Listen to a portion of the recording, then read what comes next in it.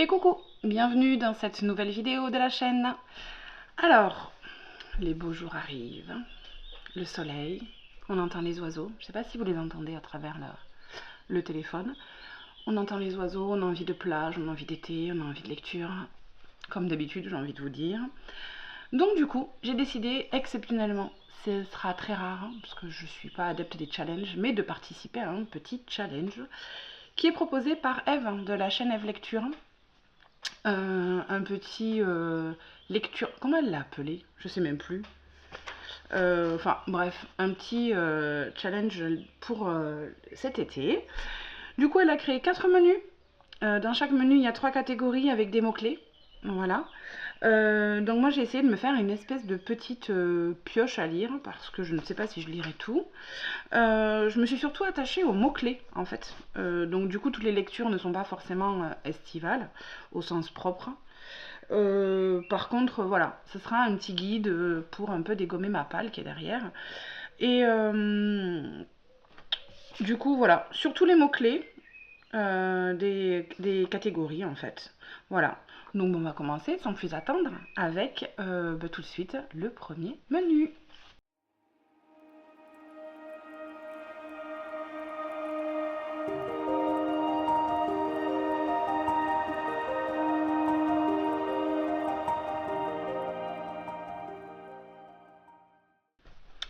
Alors, pour ce premier menu, il s'appelle, j'ai ma petite fiche parce que sinon j'ai pas tout en tête. Le premier menu c'est début d'été, derniers examens. Effectivement, le mois de juin, parce que oui, j'ai oublié de le préciser, le challenge débute le 1er juin et se termine le 31 août. Voilà. Donc, effectivement, le mois de juin est synonyme, entre autres, des derniers examens. Donc, début d'été, derniers examens, ça c'est pour le menu. La catégorie, c'est dernier partiel, avec les mots-clés jeunesse, young adulte, école et suspense. Bon, alors là, j'ai mis un seul livre. Depuis le temps que je veux découvrir La plume de Clara Hero, j'ai mis Nos plus belles années. Donc ça parle de deux copines qui entament leurs études supérieures. Donc là, bon, elles les entament, mais j'imagine qu'on va les suivre tout au long de l'année. Donc voilà, ça parle d'études supérieures, tout ça. Donc je me suis dit pourquoi pas, c'est classé young adulte. Donc let's go.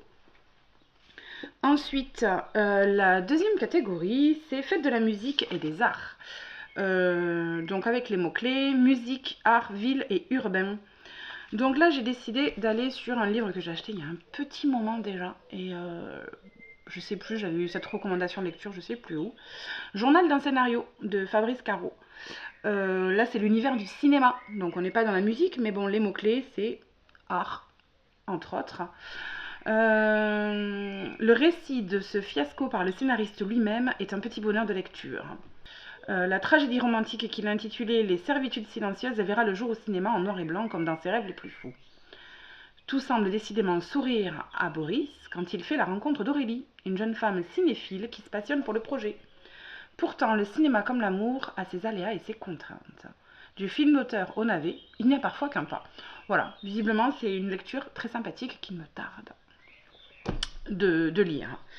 Ensuite, la troisième catégorie de ce premier menu, faire ses valises et tout plaquer, avec les mots-clés LGBTQIA+, briques, oui, parce que pour l'idée de lire une grosse bricasse, départ, changement de vie et différence, j'ai axé ça sur LGBTQIA+, avec, encore une fois, la plume de Clara Hero que je veux décidément découvrir, donc s'il faut, voilà, peut-être que dans nos plus belles années, je ne vais pas forcément apprécier sa plume, mais j'avais très envie de mettre ce livre-là, Les coquillages ne s'ouvrent qu'en été, qui est l'histoire encore de 2 sœurs, je crois, ou de 2 copines.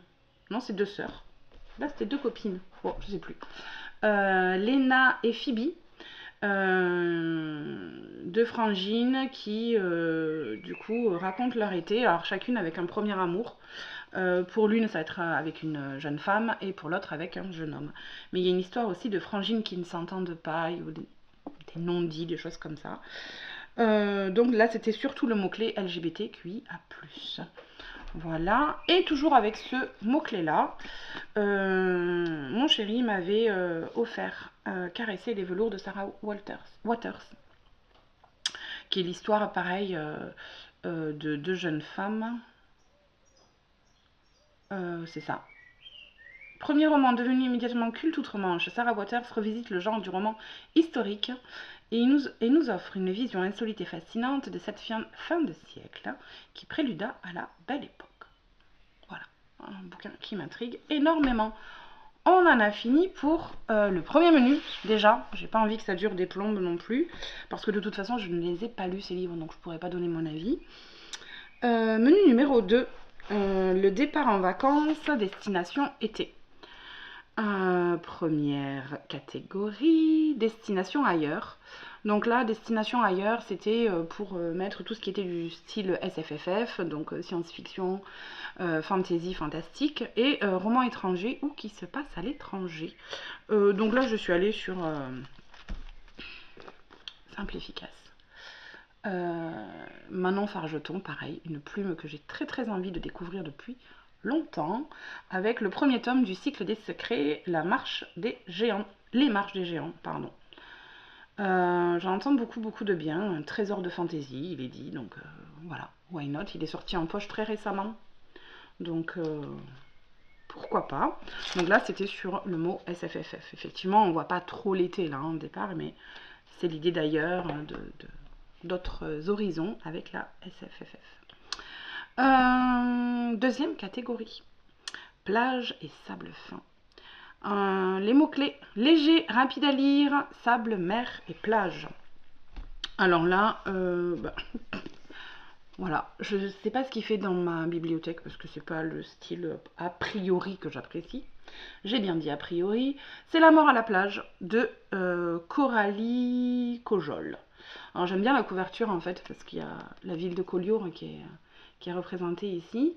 C'est un cosy mystery, apparemment pétillant et nostalgique. Donc je sais pas, ça avait l'air plutôt sympathique pour coller à cette catégorie de plage, de sable fin, tout est dans le titre. Mais il y a un côté cosy malgré tout. Donc j'avais trouvé ça sympa, je me vois bien effectivement le lire à la plage. Et ensuite, j'ai mis dans cette catégorie... Pourquoi j'ai mis ça dans cette catégorie? Ah oui, pour le côté léger et rapide à lire. C'est de la littérature jeunesse, 1000 baisers pour un garçon, de Tilly Cole. Visiblement, ça a été un petit phénomène à partir de 13 ans. On verra bien, une romance amoureuse. Enfin, une romance amoureuse, oui, pas une romance, quoi. Voilà, j'étais curieuse, pourquoi pas. Et ensuite, la troisième catégorie, soirée estivale, avec les mots-clés nuit, fête, prénom dans le titre, couleur sur la couverture. Donc moi j'ai choisi le mot-clé prénom sur la couverture, avec Magic Charlie, le tome 1, L'apprenti de Audrey Alouette. Alors en plus ce livre je veux vraiment le lire cet été parce que j'ai rencontré Audrey Alouette le mois dernier, ou ce mois-ci, non c'était ce mois-ci, au festival qui se tenait à côté de chez moi, Écho et Merveille, voilà, j'avais oublié le nom, et il y avait cette année énormément de stands de lecture avec des auteurs, des illustrateurs, des autrices, des illustratrices, et du coup j'ai eu la chance de rencontrer Audrey Alouette qui m'a en plus très gentiment dédicacé ici le livre. Elle m'avait dédicacé aussi Princesse Sarah, la BD que je lis en ce moment, qui est très sympa. Et donc du coup, Magic Charlie, on en entend parler depuis un sacré moment maintenant. Donc très curieuse de découvrir ce livre de jeunesse. En plus, voilà, bon, il y avait le prénom dans le titre et une couverture colorée. Bon, c'est pas coloré à souhait, mais il y a des couleurs. Il y a plus morne. Ça, c'était le menu numéro 2. Maintenant, le menu numéro 3. Tatatin, il est où le 3? C'est celui-là ou c'est celui-là? Qu'est-ce que j'avais dit? C'est celui-là. Hop. Soleil, soleil, plein été. Première catégorie, ça brûle. D'ailleurs, ça brûle. Ouais, monter aussi brûle. Mais je vous le montre. Tadam, dans ma merveilleuse tasse que j'ai eue pour la fête des mamans. Très british, avec mon thé très british dedans. C'est ramené de Londres par mon fils. C'est très chaud encore, on va attendre. Donc, revenons à nos moutons avec ça brûle donc, la première catégorie du menu soleil-soleil plein été avec les mots-clés écologie, climat, sécheresse, danger, peur. Je n'arrive pas à me relire. Du coup, j'ai choisi Édouard Abbé, le gang de la clé à molette. Alors, déjà, pour plein de raisons. Déjà, j'ai jamais lu Édouard Abbé. Je suis très curieuse. Les éditions Totem, enfin Gallmeister avec les formats poche qui sont sous le label Totem, en général je ne suis pas déçue. Et du coup ça collait plutôt bien avec les mots-clés parce que c'est apparemment ce fameux gang de la clé à molette, ce sont des personnes qui vont s'allier pour faire un éco-sabotage parce que dans leur désert, donc voilà, là on imagine bien la sécheresse, le climat, tout ça, ils vont en fait vouloir, à coups de bâtons de dynamite et de clés à molette visiblement, saboter un projet d'usine, non, un projet de quoi? La machine, ce qui est mis entre guillemets, voilà, on sait pas trop sur la quatrième. Mais bon, visiblement, voilà, c'est pour lutter contre tous ces sabotages des paysages du Grand Ouest américain, les grands déserts, etc. Et donc, c'est un lien forcément avec l'écologie, pour ne pas saboter tous nos paysages qui sont autant de ressources écologiques et nécessaires à la nature et au bon fonctionnement de tout cela. Donc il me tarde de découvrir la plume d'Édouard Abbé. Je voulais trouver Désert solitaire, mais il faut le commander.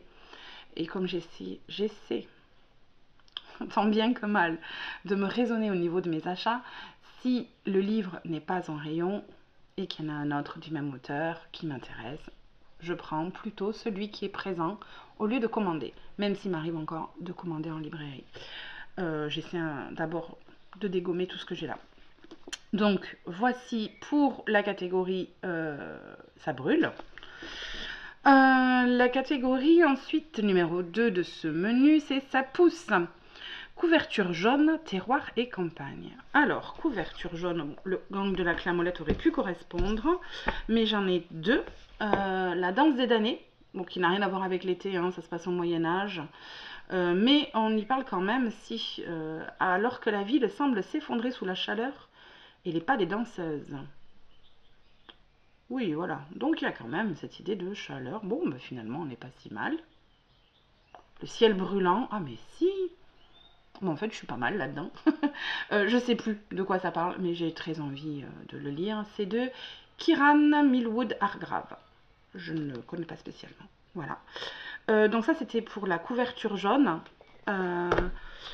Couverture jaune, jaune orangé, de Jean-Claude Izzo, Total Chaos. Je crois que ça c'est un tome 1 en fait.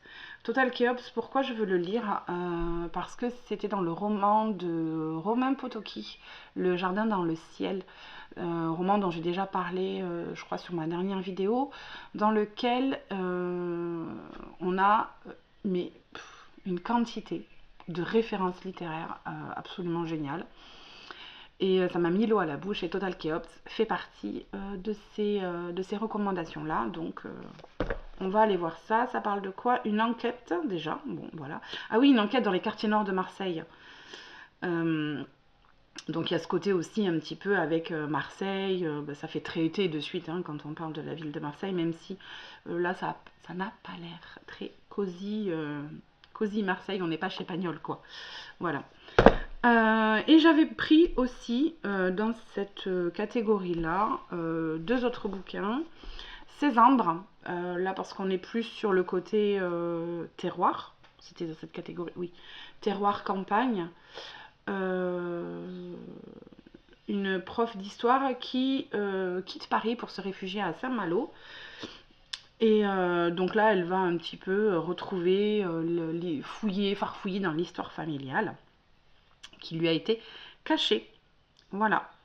Ah non, c'est un homme. J'ai dit une professeure. C'est un homme, pardon. Voilà. Donc Césarbre, j'avais mis. Et pour le côté campagne aussi, j'avais mis La petite maison dans la prairie, le tome 1. Je trouve cette édition tellement belle. Elle est parue chez Flammarion Jeunesse. Donc là, on est sur un récit autobiographique, forcément, de Laura Ingalls Wilder. C'est donc le livre qui a inspiré la série. Il a l'air trop cute, trop mignon. J'aimerais bien le lire cet été. Voilà. Même si, j'avoue qu'il y a beaucoup de fleurs sur la couverture, mais il y a quand même un paysage un peu enneigé ici. Donc je pense que ça se lit en toute saison.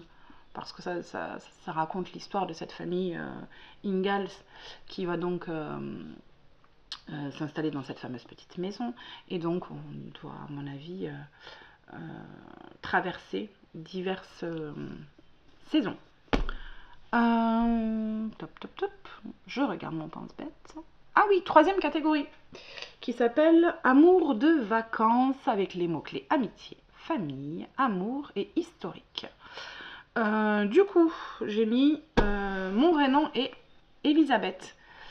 Mon vrai nom est Elisabeth, c'est une jeune femme qui part à la, pareil, un peu à la recherche de l'histoire de sa grand-mère. Donc ça, c'était pour le mot-clé famille. Voilà. C'est un livre qui m'intrigue énormément, qui est sorti récemment, qui est écrit donc par Adèle Lyon, que je ne connais pas. Je crois que c'est son premier roman. Oui.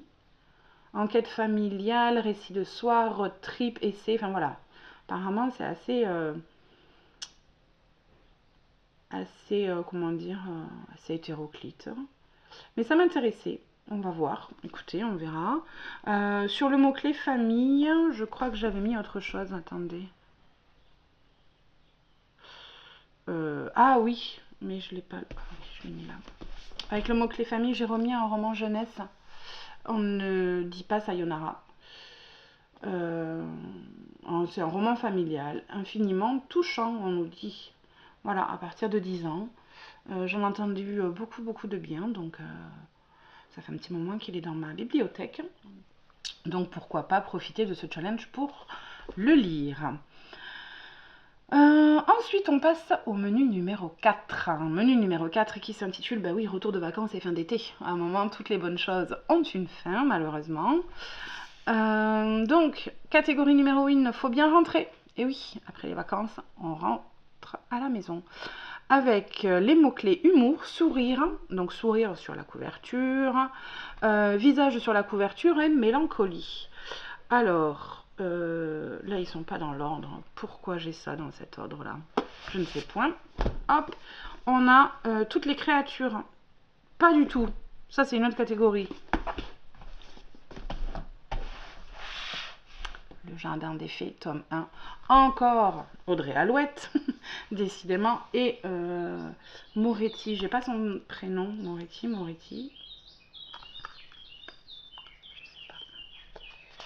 Moretti, je crois que c'est Nora Moretti pour les dessins et Citros Treb pour les couleurs. Voilà.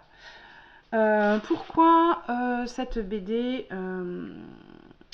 pour cette catégorie-là? Sourire sur la photo, sur la couverture. Je sais pas, cette couverture. Alors, je sais pas si c'est forcément. Je pense pas que ce soit forcément hilarant, mais je pense que ça a l'air un peu, voilà, léger. On a envie de retrouver cette légèreté de l'univers des fées en rentrant de vacances. Il y avait donc un visage sur la couverture. C'est une catégorie où j'ai un peu de mal. Voilà.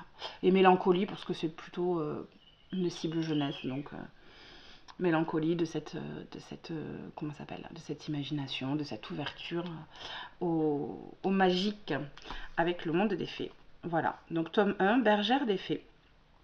Pareil, ça fait un moment que je l'ai dans ma palle. Oh punaise, plus je regarde, plus je trouve les dessins super intéressants. J'aime beaucoup. Je peux montrer un peu l'intérieur. J'adore là, hop, avec les plantes. Les plantes qui sont dessinées. Ouais, c'est sympa. Ça a l'air chouette. J'aime bien les dessins, j'aime beaucoup. Oh, j'avais pas vu ces planches au milieu aussi, là. Au milieu des planches plus classiques. Très sympa. Volume 1/2. Pourquoi volume 1/2? Je pensais qu'il y en avait plus que ça. Bon. Ok. Donc on verra bien. Le jardin des fées. Et du coup, là, on passe à la deuxième catégorie de ce 4e menu, qui s'appelle Grandir, où on a pour mots-clés roman d'apprentissage, biographie ou autobiographie, retour aux sources. Là, j'ai mis toutes les créatures de Sarah Louise Butler. Pourquoi je l'ai mis dans cette catégorie? Pour le côté roman d'apprentissage. Donc visiblement, ça fait un moment que je veux le lire aussi, ça. C'est un des romans clés un peu du nature writing, tout ça. Il y a beaucoup aussi dedans de liens avec tout ce qui va être écologique, rapport avec la nature, donc. C'est ça. Marqué de la griffe de l'invisible, un premier roman initiatique qui célèbre le monde naturel et explore les limites de la connaissance. Une histoire intemporelle d'amour et de foi qui nous rappelle qu'il s'agit moins de trouver que de chercher ou de s'émerveiller. J'adore. Voilà, ce qui est mis sur la 4e me plaît beaucoup. Ensuite, qu'est-ce que j'ai mis dans la dernière catégorie de ce 4e menu? C'est forcément retour de vacances, on rentre chez soi, home, sweet home. Avec les mots-clés maison, fin de saga et cosy. Alors moi, c'est simple. Hein. On me dit retour à la maison, on me dit cosy. Moi, quand je suis avec Anne, je retourne à la maison. Voilà, c'est aussi simple que ça. Donc du coup, là, c'est le tome 6. Si je dis pas de bêtises. 4, 5, 6, voilà. 6/8, c'est bientôt fini. Donc c'est pas vraiment une fin de saga, mais pour moi c'est voilà, c'est le retour à la maison avec Anne. C'est cosy à souhait, c'est un bonbon. Je pourrais parler des heures et des heures de l'écriture de Lucie Maud Montgomery, que j'adore. J'adore suivre les aventures d'Anne. Alors ça n'a pas de... Je sais pas, je crois que je l'avais déjà dit dans une autre vidéo, mais pour celles et ceux qui ont apprécié la série Netflix, que j'ai adorée, en fait les romans, il n'y a pas de lien en fait. Tout est vraiment scénarisé et inventé, si ce n'est vraiment le tout début, la raison qui fait pourquoi... Oh, je vais y arriver? Non, j'y arrive pas à faire ma phrase. L'arrivée de Anne chez Marilla et Matthew, en fait, il n'y a que ça vraiment qui ressemble. Il y a quelques personnages, évidemment, mais après, franchement, voilà, le scénario de la série est très différent des livres. Donc, vous pouvez très bien avoir vu la série sans spoiler du tout les livres. Voilà. Et moi j'ai adoré les deux, vraiment, parce que dans la série, même si on retrouve pas les mêmes histoires, etc., et qu'il y a beaucoup de choses qui ne sont pas ni dans les livres, ou alors qui ne sont pas dans la série normalement, en fait on y retrouve vraiment tout l'esprit de Anne. Donc moi je vais dévorer ce 6e tome avec délectation, comme tous les autres. Voilà. On a fini. On a fini, sauf que je voulais rajouter, mais je sais pas dans quelle catégorie ou dans quel menu le mettre. Je voulais rajouter de Rebecca Liggeri, Les garçons de l'été.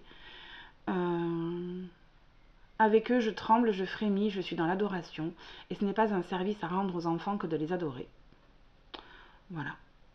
Je savais pas dans quelle catégorie les mettre, parce que malgré tout, quand on lit l'histoire, Les garçons de l'été, ça fait romance légère, mais en fait, non, ça a l'air assez tragique. Mais je veux lire Les garçons de l'été, cet été. Voilà, donc ça me fait une sacrée belle pioche à lire. Je ne sais pas du tout ce que j'arriverai à lire.